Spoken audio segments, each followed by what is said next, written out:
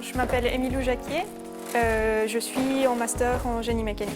Alors mon projet de master, c'est faire du filament pour imprimante 3D en plastique recyclé, qu'importe le plastique, et créer un prototype pour aider des personnes handicapées en Colombie. Une sorte de prothèse pas chère, donc en plastique recyclé, donc que tout le monde peut récupérer d'une manière ou d'une autre, pour aider les personnes qui n'ont par exemple pas de main ou qui ont de la difficulté à appréhender les choses.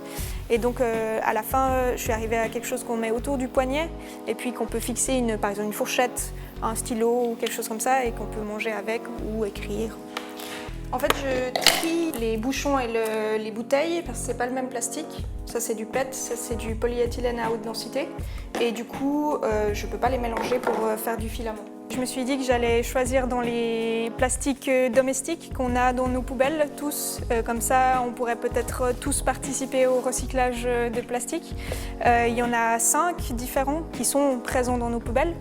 Et je voulais partir sur les 5, mais en fait, j'avais pas assez de temps, donc mon projet est trop court pour tout étudier. Donc j'en ai pris 3 au final, donc du PET, du polyéthylène à haute densité et puis du polypropylène. Ici, j'ai broyé des bouchons de bouteilles en PET. Et la difficulté, en fait, c'est ensuite pour faire du filament, c'est que les parties soient suffisamment fines pour que les vis arrivent à prendre tout le plastique et puis le fondre correctement.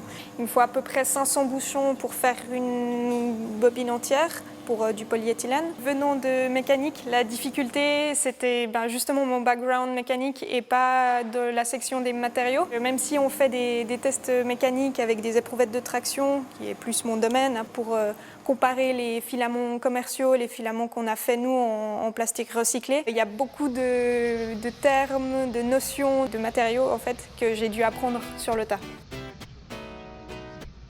Et donc j'ai pu partir 2 semaines en Colombie pour rencontrer toutes les personnes qui travaillaient là-bas.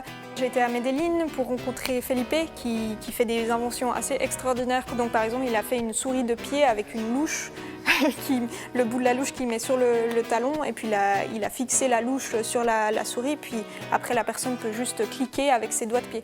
Ce qui va me rester de ce projet, c'est l'envie de continuer dans le recyclage du plastique, parce qu'il y a vraiment des choses à faire, et puis aussi les gens que j'ai rencontrés en Colombie qui étaient incroyables à découvrir.